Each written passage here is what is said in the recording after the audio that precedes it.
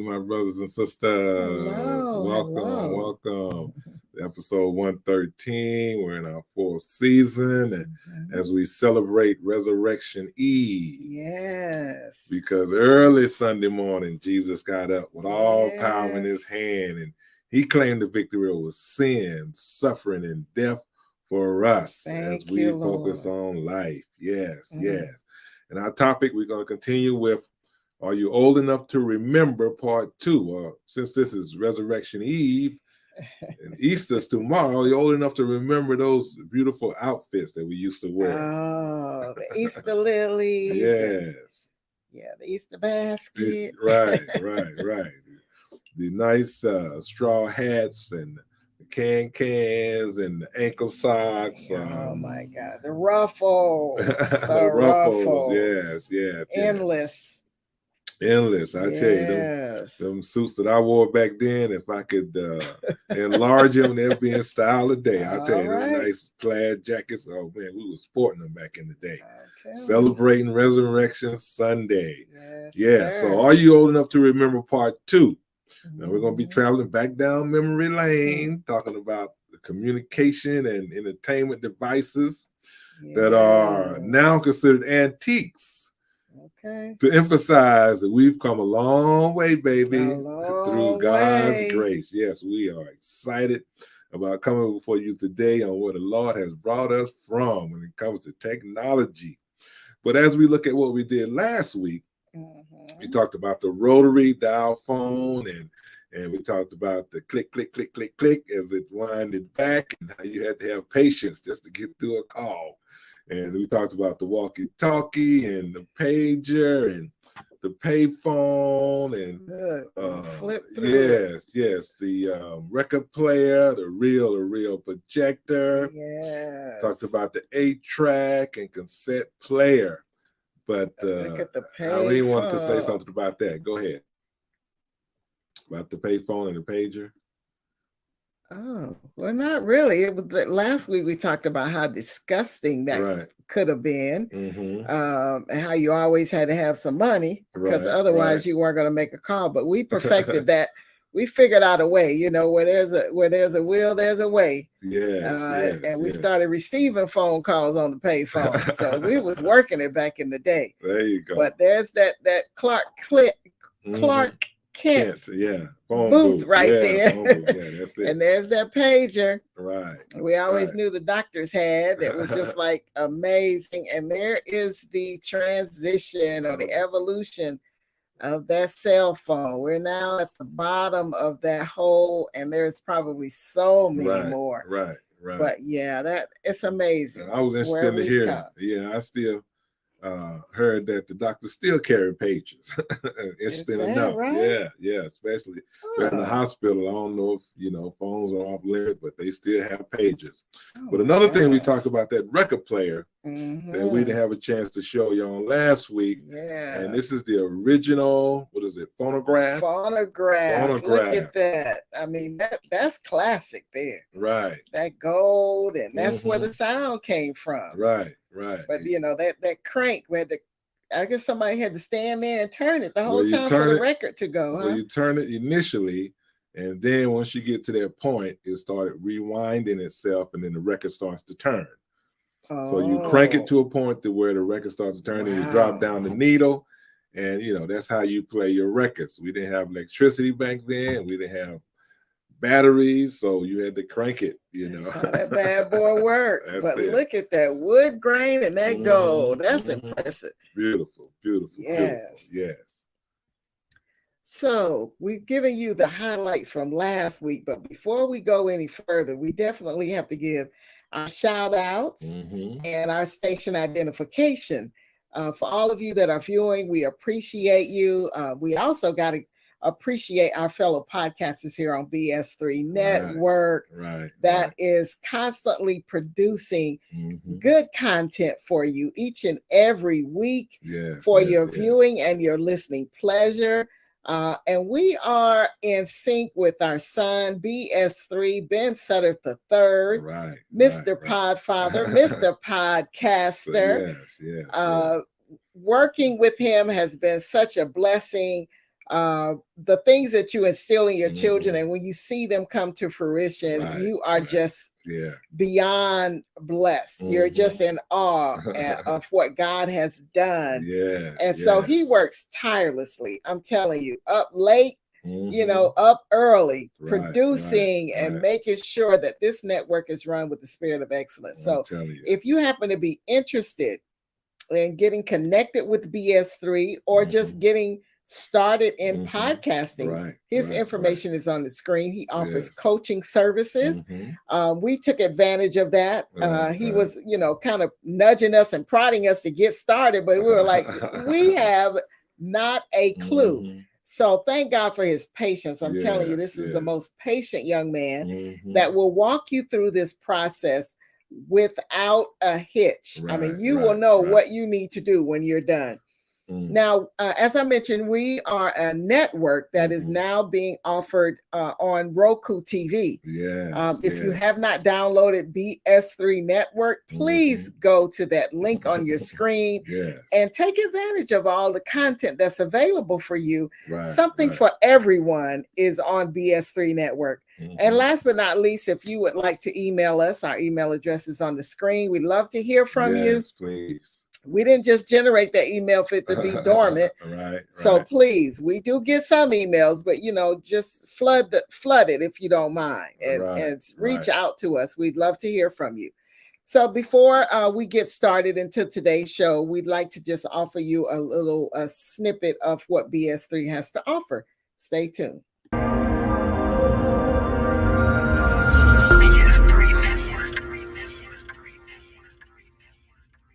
BS3 Network, changing the way you watch TV.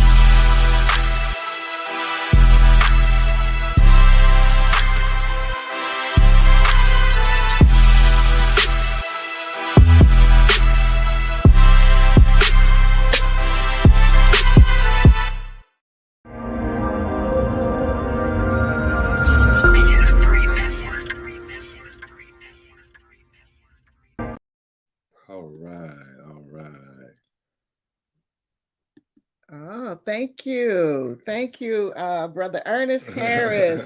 I believe he's with BS3. Thank you. Thank you. These are old school shirts, but we appreciate it. Thanks for tuning in. Definitely. Thank you.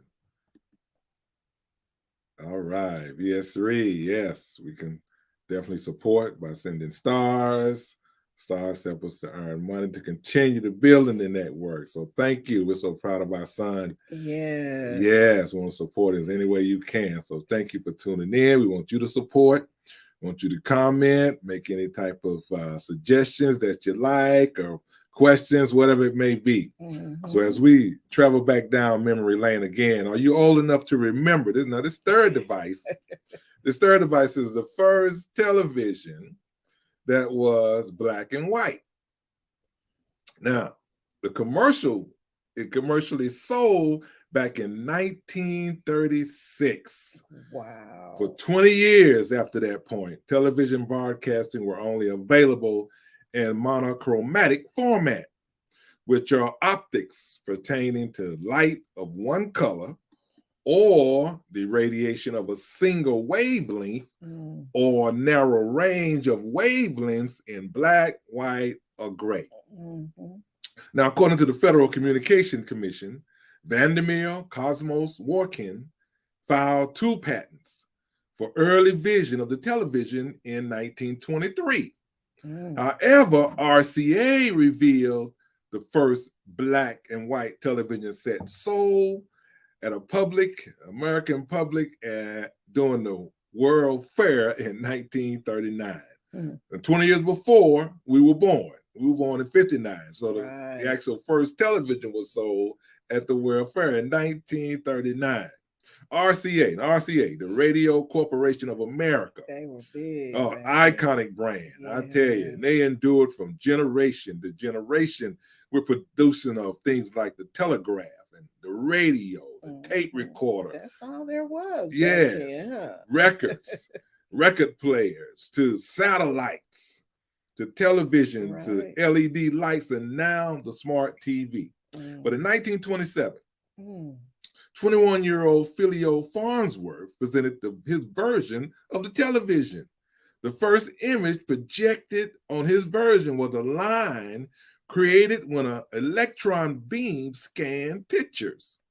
About 15 years before Farnsworth presented his creation, Russian Boris Rosin had conducted a similar experiment, transmitted moving pictures. But early in the 1920s, both English and American inventors presented mechanical television systems. All their television transmitted in black and white.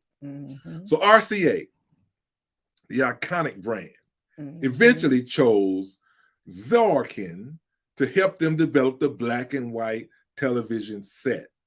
Then the invention of the black and white television was made possible by breakthroughs in electronics and engineering. By the late 1930s, engineers had developed a number of new technologies and enabled them to transmit images over long distances. Now, these included the iconic scope camera tool, which converted light from an image into the electrical signals, and the kinescope, which displayed images on a cathode ray tube, and the magnetic deflection yoke, which allowed images to be focused on the screen.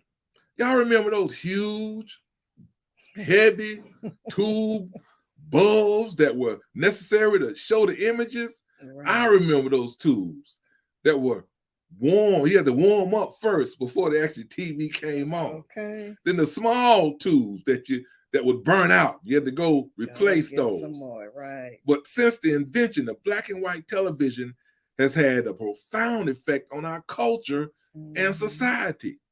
See, before the introduction of the black and white television, people relied on the newspaper and magazines and radio and even live in-person communication for news and entertainment. With the advent of the television, people could now watch events as they happen, making them feel more connected to the world around them and not actually having to be there physically to actually review or experience the whole situation. You know, as a young boy watching black and white TV, I wasn't interested in watching Walter Leland Cronkite Jr. On CBS News, Evening News. You know, I would rather watch sitcoms and game shows or sports. But it was only a couple hours in the day because, see, back then we played outside most of the time. All day. All day. We played outside after we finished our homework. We enjoyed playing with our friends. But I remember those rabbit ears with the aluminum foil on the end. To try to get that reception because sometimes the reception wasn't that great. But the aluminum foil was to help that. I remember that circular dial antenna. And then the antenna that attached to the roof. To the chimney. Had to get up there and turn it. Yeah, to get up there and turn it, climb on top of the roof. Can you believe that? And the roof, they were pitched. They were pitched. Baby, you missed your step. Right. You on the ground. You're on the ground. Yes, sir. So your father or your mother, your brother on the roof, and you got your head out the window, turn it. Turn it a little bit more. You run back in there, look at the TV. It still was fuzzy. Turn it a little bit more. They turn it to the other side, trying to get that reception. But there was only 3 major channels back then: CBS, NBC, and ABC. And at 12 midnight, Broadcasting Network was sign off. So there was only a few shows that you could watch. But the black and white television, it also had an immense impact on popular culture. It provided a platform for film and television producers to showcase their work. I mean, it gave the rise to a new generation of entertainment. Some of the most iconic television shows of all time was I Love Lucy and The Honeymooners that was broadcasted in black and white. Now, I enjoyed to watch those shows, as well as Andy Griffin, Bonnie Fife, Deputy Bonnie Fife, the silly one, and always, Mayberry, always in everybody else's business, trying to be all sophisticated, but was country as you can be. I remember the Monsters, Fred Monsters. I used to love that souped up truck that he had, and then Grandpa had that casket dragster. I used to love the Monsters. They pull out them rides. Adam Family.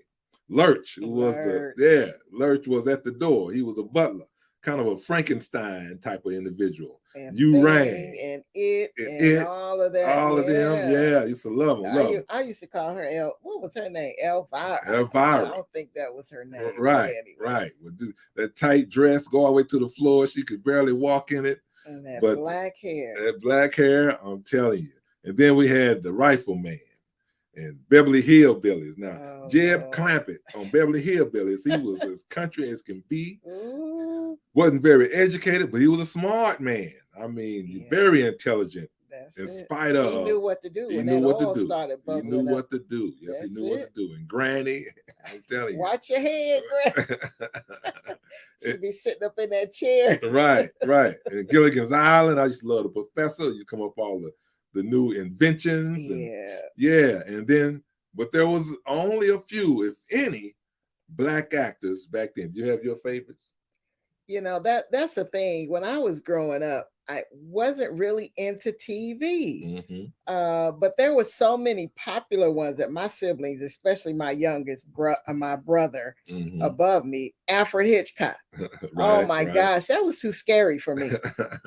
Car 54, where are you? You remember that? It's like some of these titles I remember, but to tell you what the show was about, I have no idea.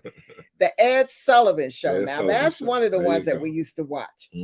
Now that ventured from black and white to color. Right. But this particular show was amazing for us because we got the chance to see all these popular groups. Right. And he was often criticized and really ostracized for the fact that he was introducing black artists. Right. I mean, it was a breakthrough for them to be on nationwide TV. And so he was a champion for the black talents. And so again, he launched a lot of careers for some of these artists that I said he got so criticized for. And here's a comment that he gave. He said, the most important thing during the first 10 years of the program is that we've put everything on but bigotry. Now, this started in 1948, so you can imagine the flack this man got. And went to 1971. Again, he crossed over from black and white to color. But, you know, some of the artists that he was really presenting, these Southern dealers is what they call them. You know, these rednecks, I'm sorry to say, they were just not having it. And they asked him, you intend to have some of these Negroes on your show? That's it. And he said, yeah, I'm going to convince you that they're going to be on there because they are coming on my show. Nothing that they could say or do that Ed Sullivan would deny, you know, the black artists a chance to be on his show. And some of them, let me just name some of them. Frankie Lemon, the Supremes. Now they were on there so much. He loved some Supremes. That's it. Marian Anderson, Louis Armstrong, Pearl Bailey. You know, Harry Belafonte, James Brown, the Godfather of course, Cobb Calloway. I remember him. Diana Carroll, beautiful. Ray Charles, Nat King Cole, Bill Cosby. There was so many. Count Basie. I don't remember him a lot. Bo Diddley. The Four Tops. So you're getting into our era now. Eartha Kitt. Johnny Mathis. It was so many. Stevie Wonder. When he was a little boy. Tina Turner. They were all on there. Ed Sullivan Show. On the Ed Sullivan Show. And I mean, that was a treat for us. We would Saturday night, right? We watched that. And for my family, we would always roast peanuts at night and pop our popcorn on the stove. Y'all don't know nothing about that. Y'all pop it in the microwave and it's done. We shake that that pot on the stove with that oil in it. That's it. But some of the other shows I remember, Perry Mason. Yeah, Mom made me too. Oh, Mom, yes. Mom made Flip Wilson. If we want to keep going, I mean, Leslie Uggams, y'all probably don't know nothing about these people. But what an opportunity that they got for a man that was not racist, even in 1948. And I'm sure it boosted his ratings. Of course. That's why we're talented people. And obviously he loved the music. So a few other shows that Lawrence Welk, that was one show that I despised with a passion. Old-fashioned band music. I mean, you know how you got the elevator music and then that good jazz, and that was that elevator music that I despised. Gunsmoke, Johnny Carson. Now we kind of got into Johnny Carson. You had to stay up really late. So a lot of times we weren't able to stay. And that's what, 11 o'clock, I think it came on. And then the Twilight Zone is the one my brother loved to watch. Another scary. I was not getting into that. And then last but not least, you mentioned I Love Lucy, but I love me some Patty Duke. Patty Duke. That was 1963. So we were really young, 1963 to 68. So when we got old enough, you know, I enjoyed that. So I know you're gonna get into the color TV now. Yeah. So the invention of the black and white television, I mean, also had a significant social impact. I mean, it allowed people to access information and entertainment, like we mentioned before. The Ed Sullivan Show, from the comfort of your own home, giving the rise to a more informed and engaged public. It also allowed people to stay connected with family and friends. And when you discuss the shows and you talk about what happened the night before, it gives you an opportunity to interact and have that communication, like she said, with your sisters and your brothers. But you know what? We get phone call. Turn it on Channel 5. So and so is on TV. You know, and we turn it. So yeah, it was good. Even if you live far away or if you live close, but you can communicate. I remember watching, you know, the civil rights movement with Dr. Martin Luther King Jr. in Alabama while I was in North Carolina. Just things like that. And I remember the old oak floor model with the skinny legs. I tell you, them TV, the antiques were just out of this world. And also you had the different floor models, but just the styles of them. That's the camera. No, that's just the styles of them were actually, the picture was not the greatest. But the quality and the design of the wood oak was just amazing. So we had this white oak one that was really nice. It was really nice. But then came the additional of the channels and the FHS, and then the two knobs TV, and then the reel-to-reel movie projector, and the portable pop-up TV with a radio and a cassette player. So we just wanted to show those for you.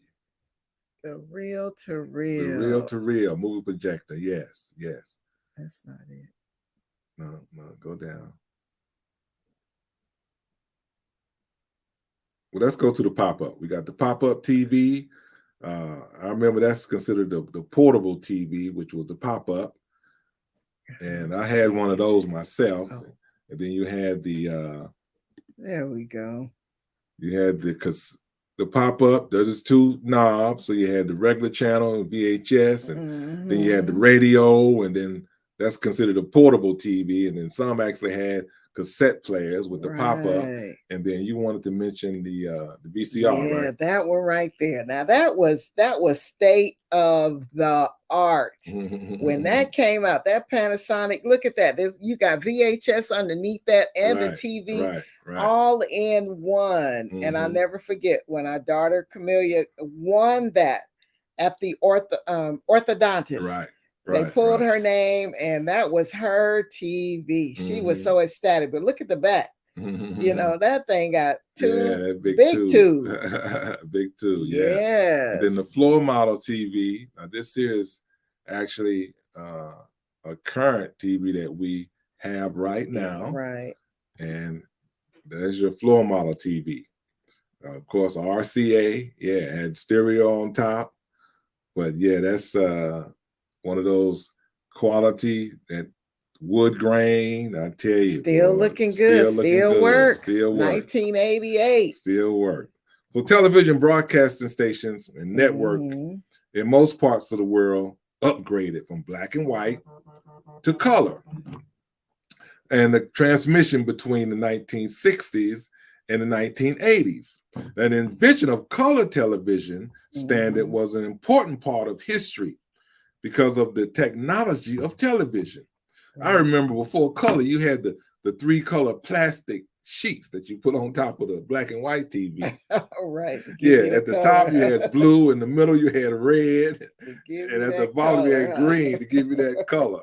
But transmission of color images using mechanical scanners had been conceived as early as the 1880s. Can you believe that?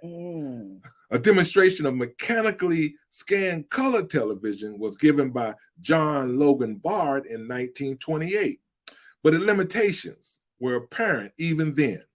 So development of electronic scanning and display made a practical system possible. Monochrome transmission standards were developed prior to World War II, but civilian electronics development was frozen during much of the war.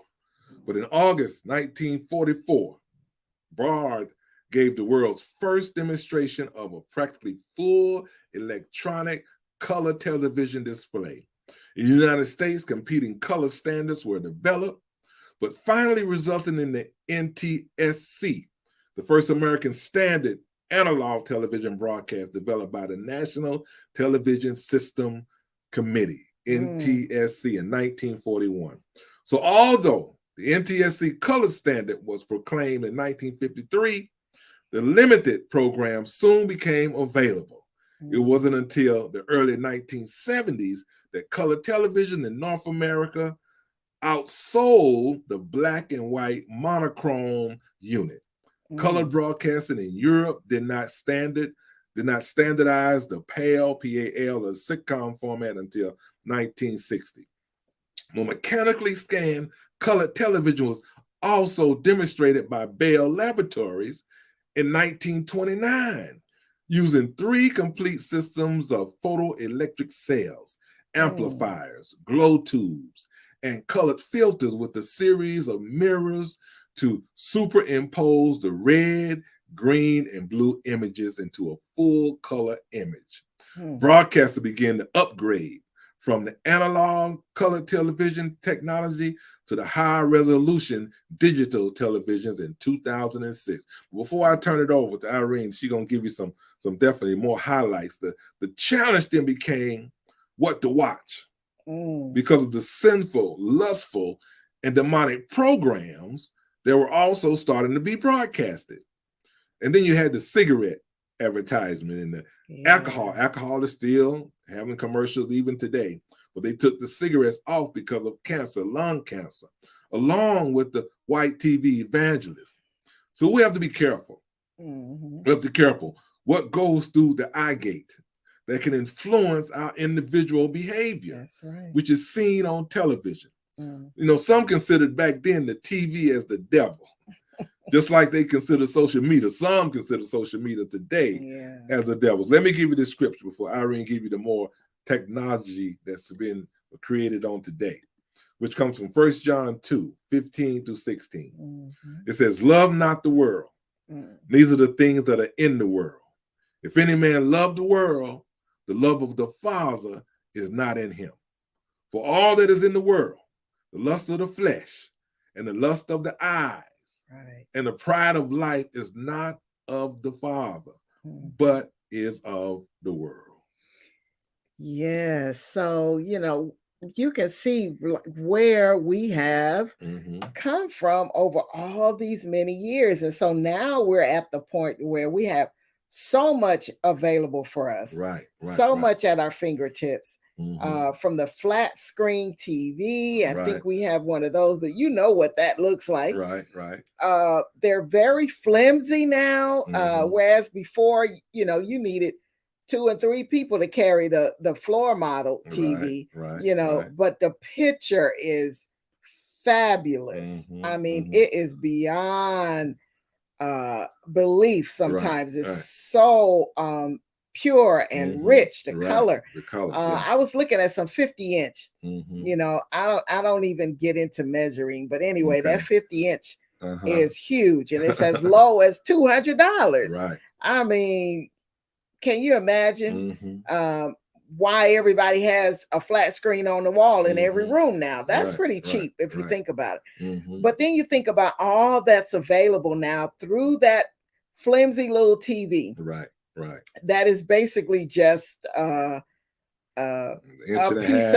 piece of equipment. But all that you can pipe through that equipment is unbelievable. So starting with casting, now with your phone, you can actually cast or show something from your phone directly to your TV. As long as you're connected to what? The Wi-Fi. And so now, cable, speaking of Wi-Fi, cable is becoming kind of obsolete, if you will. Right. And if you're still with cable like we are, you're paying through the nose. I am so sick of Xfinity and Spectrum and all of you guys out there that call yourself, providing some service, but they're becoming obsolete because there's stuff like Apple TV now, Disney Plus, Hulu, Netflix, Prime, Amazon Prime, Roku, Tubi, you got to deal with some of them. You got to deal with the commercials, but those can all be streamed from your TV, with a little monthly fee, of course. It's not going to be free. But can you imagine now with AMC and Regal, the movie theaters? It used to be so much fun to go to the movie theater because you couldn't get a good movie on your TV screen back in the day. But even that's becoming obsolete and very expensive now. You would think they would lower their prices to keep your business. So they're charging more if you sit, up on the screen and you got to do this versus sitting in the back. That's a different price. But now you can get a movie for a family of 6 and up for one price. And some of them are free. So if you're paying that monthly fee, it's free. So, that in itself, in terms of TV, we don't want to go any further in terms of all the new up-to-date stuff, but that in itself is remarkable. And if you got a Roku stick or a Roku TV, a YouTube TV, whatever the case may be, you need multiple remotes, but we're used to that. But the TV has come, it has come a long way, and it's so much available now that you will never be bored. And now with the podcasting, you got that on top of that, that can be streamed from your TV as well. So it's amazing. But interesting, with the apps on TV, that's one of the things that really came out of the pandemic. The opportunity to watch movies on your TV. And now you have all of these apps that you can purchase that has movies. And then, some of these apps, like Netflix, for example, they have their own studio and they do movies designed for Netflix. Just for Netflix. Right. So that's a good thing that actually, if any good thing could come out of the pandemic, is that that's it. You can actually watch movies at home. I'm not talking about reruns or older movies, but actually movies that were created and developed and produced for you to watch on TV. And you may not have viewed them otherwise. But you can imagine we were all stuck in the house. There wasn't anything else to do. Amazon got rich because all we were doing was ordering. We forgot to talk about Bluetooth. So not just Wi-Fi, which is available, and it kind of keeps people out of your network, your Wi-Fi network. But then there's also hotspots where if you're out and about, because when you got your smartphone, right, you definitely need some kind of Wi-Fi connectivity. right. Very few people pay that extra money for the data. They just use Wi-Fi. But we also have Bluetooth capabilities now that can connect. I understand people now can have headphones on your TV. So if you don't want it to be loud or, you know, disturbing anybody, you can put on your Bluetooth headphones and pipe that into from your TV into your ear. Right. So when you talk about the phone that we was talking about last week and the TV and how they have intertwined with one another, now you can actually live stream TV shows on your phone. On your phone. On your phone. Or vice versa. I don't know who would want to do that. Vice versa. Your eyes. Right. But for an example, we were traveling and Irene started driving, and it was early in the morning. I love to watch my sports shows. Yeah. And I could actually live stream my sports show on my phone. Now that was through our Xfinity Wi-Fi. So you have to have some type of network in order to live stream it. But that's just connectivity between your phone, your smartphone, and your smart TV. So everything is kind of intertwined now, which is great. But let's go to our fourth device. Hold on, I was gonna say too, with the Wi-Fi though, can you imagine all of those waves that are around us? Because you got it all throughout your house. Right. But we think about air fryers and the Bluetooth. That's in your air fryer. We can start the air fryer from your phone. That's it. You know, and our grandson has a swing that's Bluetooth. I can play my music from his swing. And the earbuds that we wear now, where we used to have earphones that went all the way over your head and cover your entire ear. There's just a little thing about that small. Bluetooth. Printers are Bluetooth. You could be outside and print a document to your Bluetooth. Speakers are stereo. We have a stereo now. And not to mention, we didn't go there, but FaceTime and Google Duo and Zoom, all of that. These phones and laptop, everything is like a mini computer. I know we were going to get into the laptops. So our fourth device. Our fourth device is the first camera. And the first camera that was invented in 1816 by Frenchman Joseph Niépce. The invention of the camera was documented in letters to his brother, according to the History of Photography by Beaumont Newhall, June 14, 2022. So the forerunner of the photographic camera was the camera obscura. Now, the camera obscura is Latin for dark room.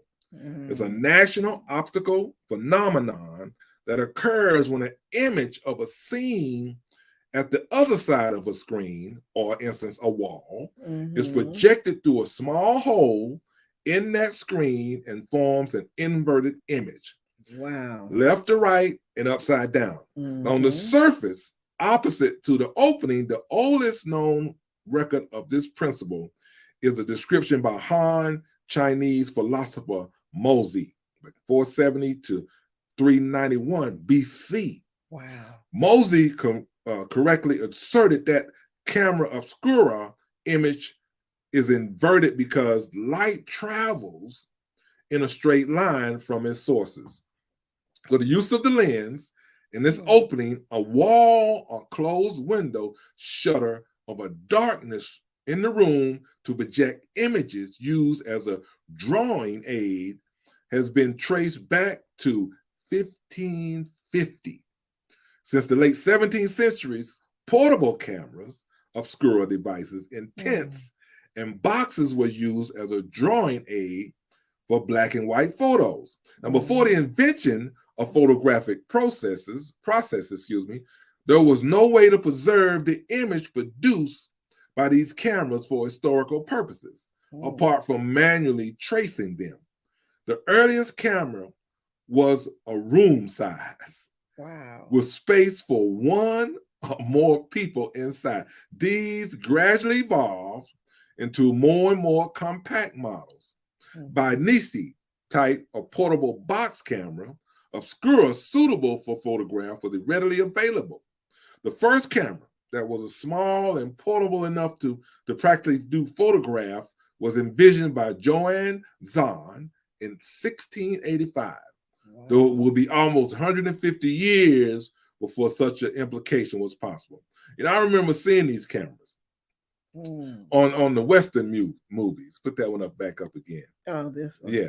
On the Western movies, I remember seeing those cameras with the huge flashes that the cameraman had to hold with one hand with his head under the cover and shoot the picture. Now, the flash was so bright and loud that it would blind you for a few seconds. It made that weird sound, too. Right. Now, the use of the photographic film was pioneered by George Eastman, who started manufacturing paper, filmed in 1885 before switching to celluloid in 1888, 1889. Wow. His first camera, which is called the Kodak, was the first offered for sale in 1888. Now, it's very simple. It's a box camera with a fixed focus lens and a single shutter speed, which, along with the relative low price, appealed to the average consumer. The Kodak came preloaded with enough film for 100 exposures and needed to be sent back to the factory for processing and reloading when the roll was finished. By the end of the 19th century, Eastman had expanded his lineup to several models, including both box and folding cameras. I'm pretty sure y'all, that name is familiar with you guys, Eastman and Kodak. They basically dominated the camera. I forgot about Eastman. Yeah. So in 1900, Eastman took the market photograph one step further with the Brownie, a simple and very inexpensive box camera that introduced the concept of snapshots. The Brownie was extremely popular in various models and remained on sale until 1960s with the four-sided cube flash. I remember that cube flash. Oh, wow. When you took the picture, the flash would rotate. Yeah. Y'all remember those.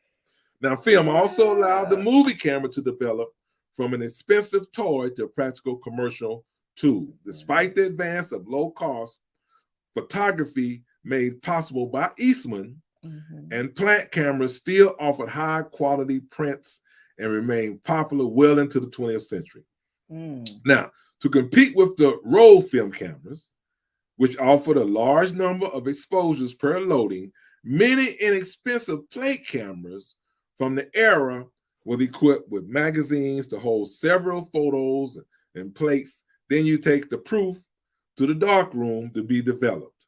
Now, the number of manufacturers started with the use of 35 milliliter film for still photography between 1905 and 1913. The first 35 millimeter cameras available to the public and reaching significant numbers and sales were the Tourist Multiply in 1913 and the Simplex in 1914. Now, Oscar Barnack, who was in charge of research and development at Letts, developed and invested in the use of 35 millimeter thin film. The still camera was attempted to build a compact camera capable of making high quality enlargement. He built his prototype of the 35 millimeter. Now, Kodak got into the market with the Retina 1934, when it introduced the 135 cartridge used in all modern 35 millimeter cameras. Now, the interesting thing is that the fledgling Japanese camera introduced began to take off in 1936 with the Canon. Y'all remember Canon 35 milliliter rangefinder was an improved version, but the Japanese camera will begin to be popular in the United States and in the West after the Korean War, when veterans and soldiers stationed in Japan brought them back home, to the United States and elsewhere. Now, while conveniently cameras were becoming more refined and sophisticated, the entirely new type of camera appeared in the market in 1949. This was the Polaroid Model 95, and the world's first viable instant camera, known as the land camera after its inventor in 1965, was a huge success and remained one of the top-selling cameras of all time.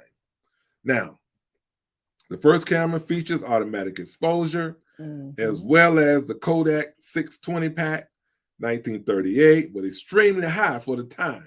It was $225. Wow. Which is equivalent to $4,431 today. So they kept achieving in degrees of success, and by the 1960s, the low cost of electronics, the camera became more affordable.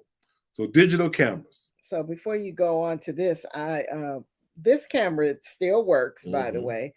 And I looked it up at Walmart, and they still have film for that in 1988. Wow. But you only get 8 measly photos out of it. Right.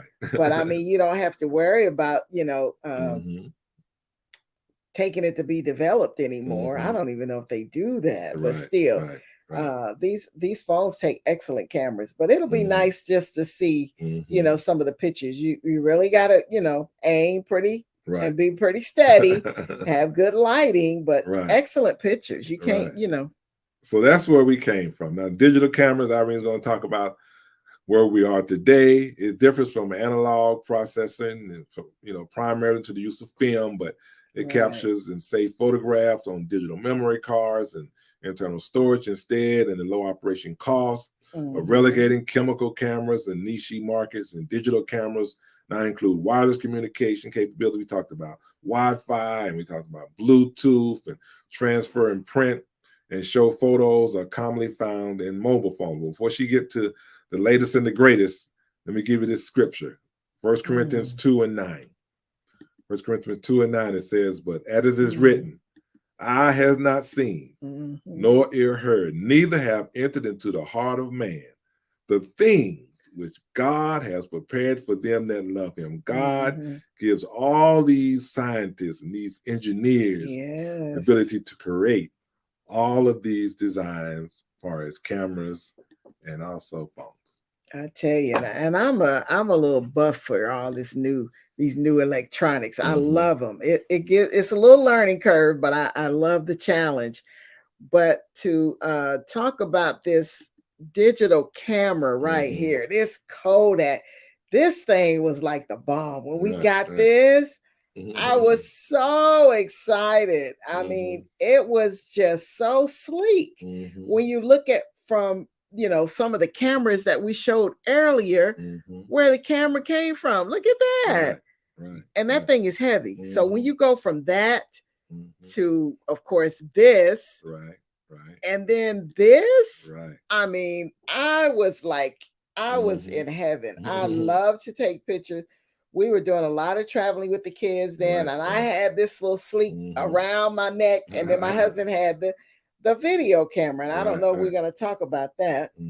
No, go ahead. But yeah, so we do have some, like this is a very old camera, handheld, video camera, very heavy. I don't recognize the name on it, but good quality stuff. And then this is probably, that's the real we were looking for. Can you imagine? We still got film. I don't know if that film, if that started to roll, it might rip it. And then we talked about that. We forgot to mention too the DVD player. And that's the 50-inch. But that's the camera. Now I had, like I said, the digital, this one. And my husband would be sporting this. I mean, to tell you, look at how small that is compared to that big one. Video. He could keep his hand. I know his elbow would get tired, but we got some good quality. You would pop in a little cartridge in that, and then you would put that into an adapter. That you could actually put into a VHS player, and there it is open, so you could actually see it two-way, you can see it on the screen and through the eye gate there. But that Samsung was that eye thing gate would turn, so if you have to lift it up higher, you can just turn it to your direction. That way you don't have to look through the actual initial eye piercing. You can just turn it.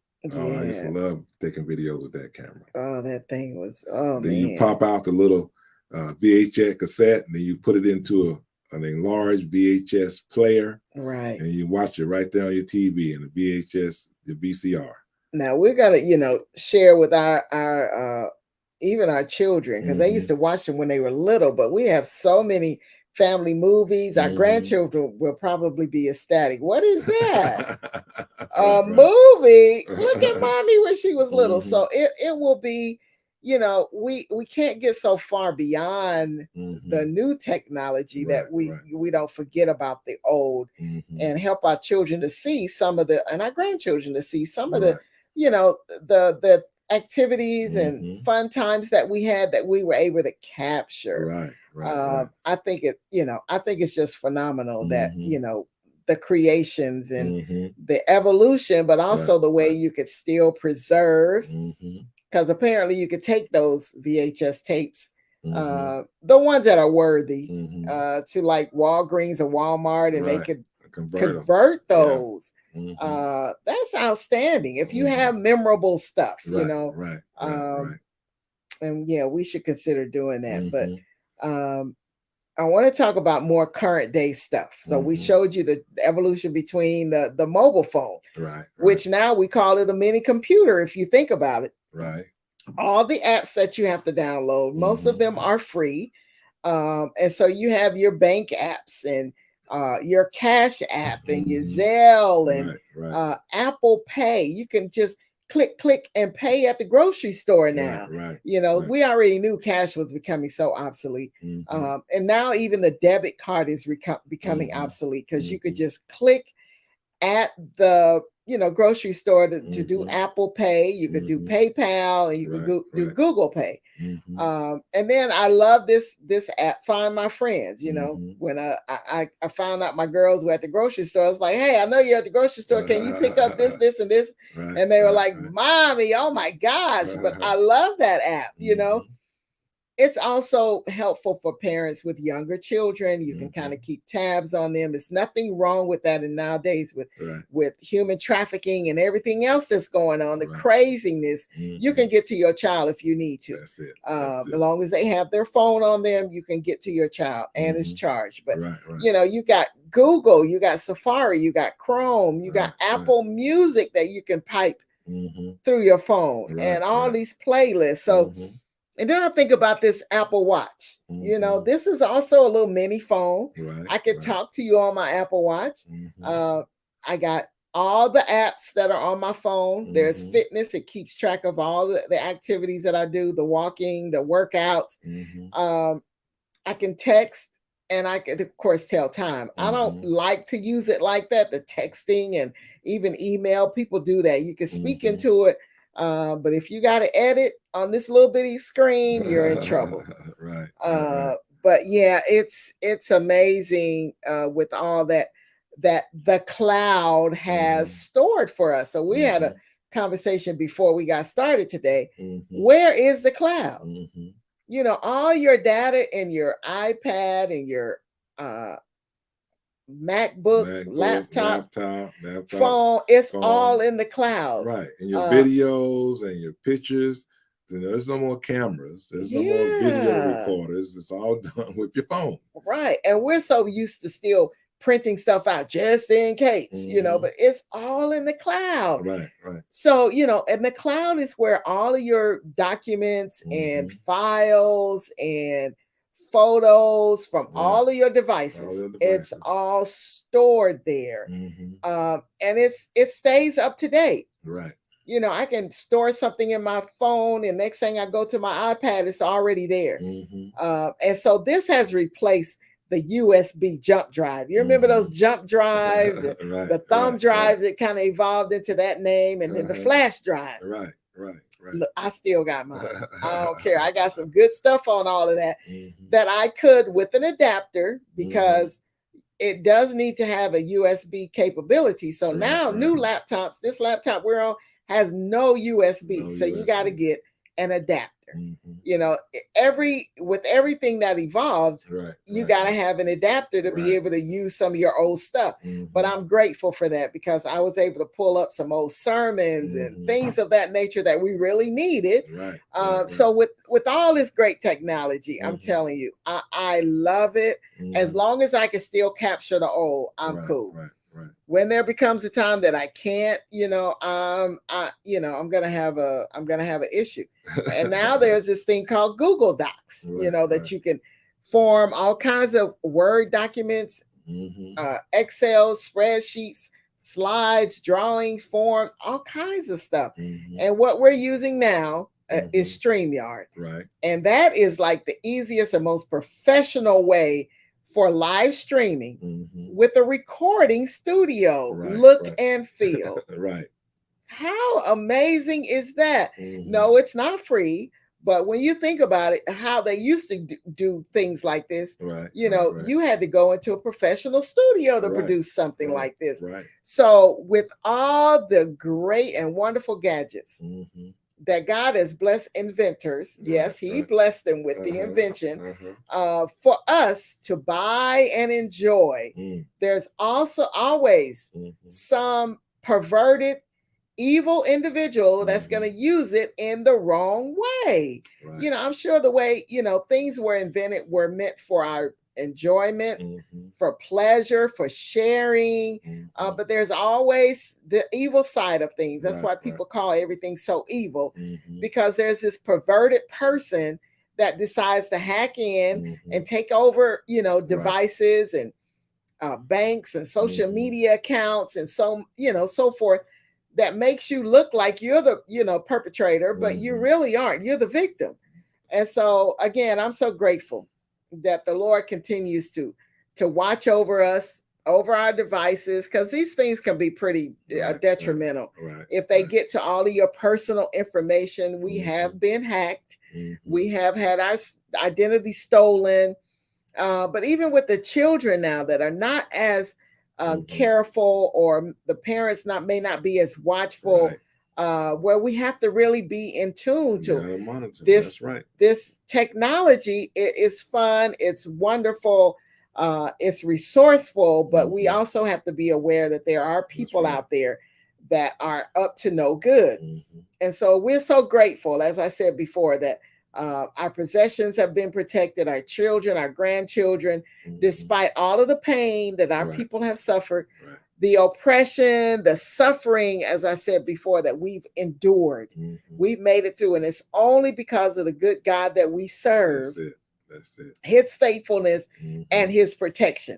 Now, I got to go here with the recent anniversary of Dr. Martin Luther King Jr., which was on April 4th, and he was assassinated in 1968. Now, 55 years later, and 2 days ago, y'all know where I'm going with this, Tennessee representatives, 27-year-old Justin Jones and 28-year-old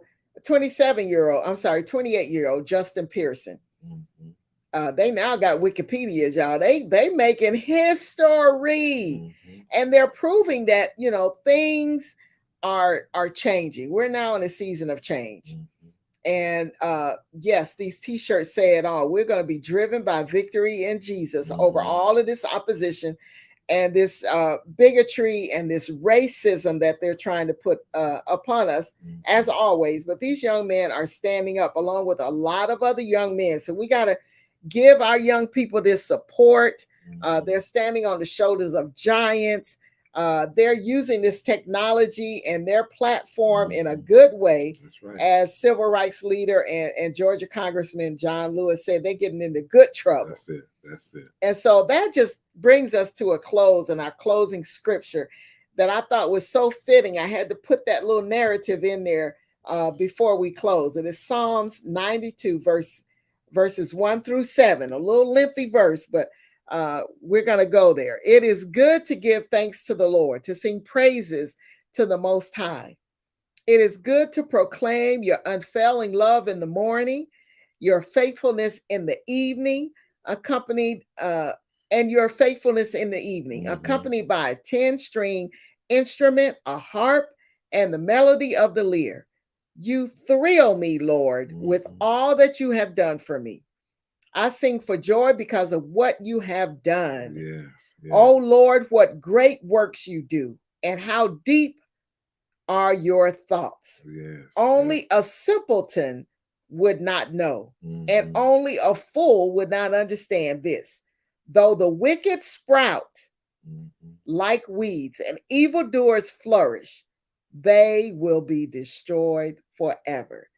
So we got to keep standing tall and utilize the positivity of the resources that God has blessed us with, morning, noon, and night, even if you're on social media, declare the goodness of the Lord. And that's what we do. You use it for in a positive way and to uplift the name of the Lord.